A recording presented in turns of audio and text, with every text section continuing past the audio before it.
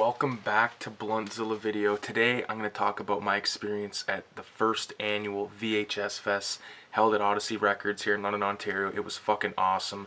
Lots of cool vendors, lots of awesome tapes, good tunes, and the fucked up thing about it was outside of Odyssey Records that night was the Christmas parade. So you had all these like scumbags coming around looking for fucking exploitation films, and then you got Samantha and fucking Billy with their father out front watching the Shriners drive around in miniature cars. So, you know, good times had by all. I haven't done a tape haul in a long time, and this is the first time I've used this camera to film a video like this. So let me know what you think, if this is better than the fucking old cell phone shit. I realize that the audio is probably going to be poor quality until I get a lav mic, so just bear with me. I'm going to jump right into the tape haul. Before I show the tapes I got at VHS Fest, I just want to show 4 tapes that I picked up from a thrift store. It was actually my first time thrifting in a very long time. I picked up 4 tapes. I actually did pick up 5, but the other one is in my car currently. So, blanks. Gotta pick up your blanks. Whenever you see these, buy them, okay? Because there's a finite supply of these fucking things. They're not making more of them.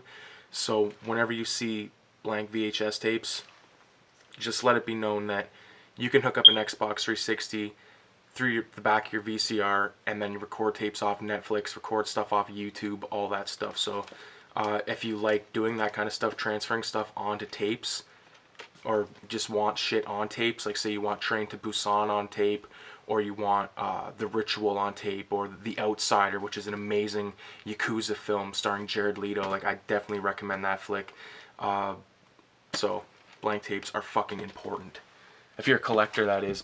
And maybe not so much if you're a collector, because not every collector is going to go to the extent of, like, you know, recording stuff onto a tape just to have on tape, but some do, me being one of them. So it is fun. It's like the same enjoyment you might get from knitting a sweater I get from putting a tape or putting a film on tape. And plus it's a fun little item to have in your collection, like to take modern day films and put them on tape. And some people even go as far to create box art for the films and stuff, which is awesome. I think it's a cool way to keep the format alive, and I really respect that. So moving on to the tapes that I did pick up at Odyssey Records. Actually, excuse me, this one I didn't pick up at Odyssey Records. This is from a random thrift store, and this is Boondock Saints, which is an amazing film written and directed by Troy Duffy, Irish guy, I believe from Boston. It's a story of 2 brothers who you know, are basically fed up with crime, fed up with basically they have a Travis Bickle sort of conundrum happening with them, where they just feel like they need to rid the world of scum, and along their way they team up with an Italian mobster, low-level mobster named Rocco, who you see there on the back right there of the 2 guns, who gives one of my favorite lines ever: "Funny, funny, funny." Fucking love that shit, man. This movie has Willem Dafoe, and it has a very memeable scene of him. Lots of gunfire, tons of bloodshed, scumbags getting killed. There's a cool scene where they go and buy guns, which if you're a fan of my channel, you know that I fucking love anything to do with gun sales in films, especially back alley kind of gun sales, like, you know, Bad Boys with Sean Penn. There's a good scene. Strapped, of course. Fucking Taxi Driver being probably the preeminent, or the fucking gun sale on film, if you ask me. But the cool thing about this tape that I thought I had to show was the fact that it's a screener, which is interesting because I love Boondock Saints, and you know, the screeners that I do have, like I do have Clown House. I do have a Clown House screener right here. It's kind of in rough shape. I've seen better condition ones, but you know, I'll fucking take it. This has been in my collection since before I can even fucking remember, before I can even think. My dad, this is one of the ones from my dad. This, along with Leprechaun, he got around the same time. I do remember that because I remember watching Leprechaun and then watching this right after. Like, we were double featuring films even back then. Like, it was fucking awesome. But my point being, I don't have a lot of screeners, so when I do find them, it's awesome. And when they're a good movie like this, like, I didn't realize this was a screener until I almost broke one of my fucking unwritten rules, which was always make sure it's the correct tape within the box. So I give it one of them, see that it's a screener, thought, oh fuck, that's pretty dope. Boondock Saints.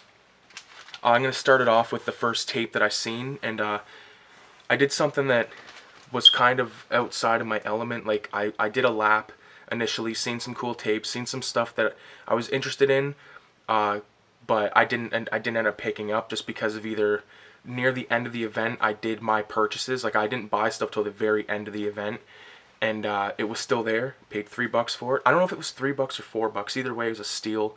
And that film is The Exterminator.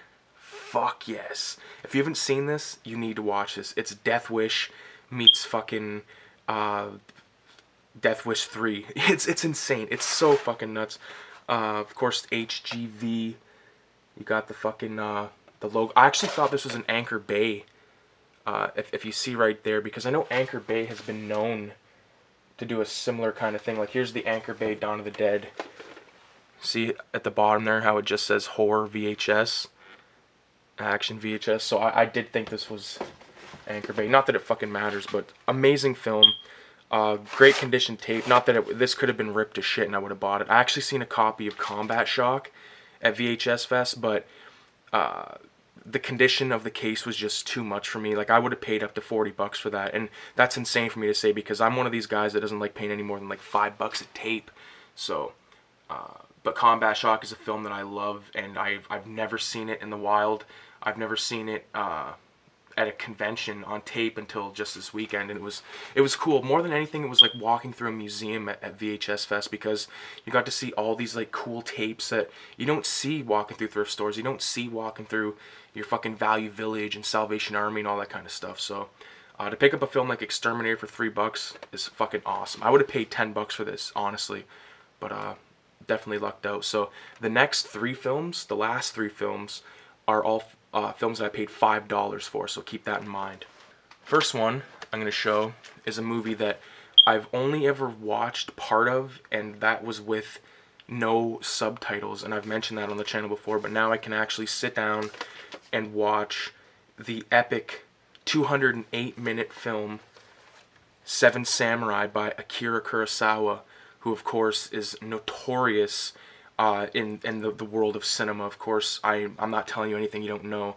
There was actually a few other Kurosawa films, but this is really the only one that I was familiar with and comfortable with paying $5 for, because, you know, it's 2 tapes, it's a long son of a bitch, it's classic, and it's just a movie that I've always wanted to have. And to put this in my martial arts collection, or what I'm soon to be turning into my international section over there in the video room, this, along with some of my Russian horror films, and you know, I got some French horror films and stuff like that. So look out for a video on the international films that are like non-martial art related, because the majority of them are martial arts films, but it's going to be groovy. You will see it eventually. The next 2 films blew me away, and with some research that I've done over the last like 24 hours, I think I might have got fucked, but I don't care, because these are like novelty items to me, basically, and I have to give this a little bit of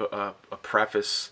So a lot of times, if an actor was in a film and then that actor blew up, they would market a film that had him, even if he was a bit player in the film, they will market the film based around that. Like there's famous cases with Robert De Niro. I think the film is called The Swap. There's another Joe Pesci one. I think it might be called The Enforcer, to be honest with you. But right on the cover, like, and from a totally different time, from a, like, you know, like they'll put like a still from like De Niro from when he's like 40 on a film where he was like fucking 20 or something. You know what I'm talking about? That kind of thing. And that's the case with these 2 tapes that are coming up. Both of them are starring one of my favorite action heroes of all time, the great Chow Yun-fat. And I've talked about him ad nauseum on this channel with films like The Killer, A Better Tomorrow, Hard Boiled, and all that stuff. But I found a film, and when I seen this, I had to do a fucking double take. Check this shit out. Killers 2 with fucking Chow Yun-fat and Danny Lee, and this. But wait, that's a still from Killers, the John Woo film. So, and that's a still from Hard Boiled, the John Woo film.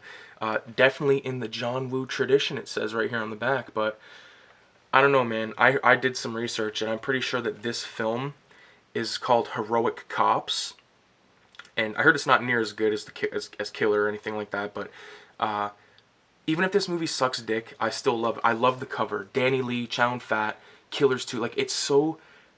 like, that right there, that's the first thing I seen was the spine. Or, I guess the side art. I thought, what the fuck? Killers 2? How have I never heard of that? And, so yeah, I'm pretty sure this is Heroic Cops. But very cool. Very, I've never seen anything like this. If you read the Amazon reviews from, like... dealing with autofocus here, I look like a fucking idiot. But yeah, just to have something like this in the collection it's so just random, and I don't know, man. It's $5. I had to have this in my collection just to put beside the Killer. And the final tape that I have in this haul is another Chow Fat film, and this is Hard Boiled Killers. Now, from the research I've done, I'm blanking on the name of this film, but I'm pretty sure it's a comedy, 1980 comedy film with Chow Fat, and I guess this is the misleading thing you've ever seen in your life. But the artwork alone on this was worth $5 to me.